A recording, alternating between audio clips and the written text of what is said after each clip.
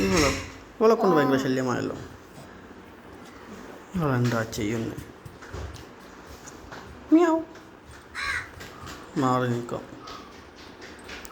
ചത്ത പോലെ കിടക്കാം, പോയിക്കോളും. ഇതെന്താ ഒരു മുണ്ടല്ല ഇത് തൂങ്ങിക്കിടക്കുന്നു? ആഹാ ഇന്നൊക്കൊരു പിടി.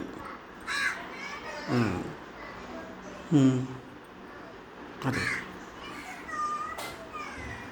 ഇതെന്തുണ്ടാന്ന് ഇങ്ങനെ നമ്മൾ കണ്ടിട്ടില്ലല്ലോ. തൂങ്ങി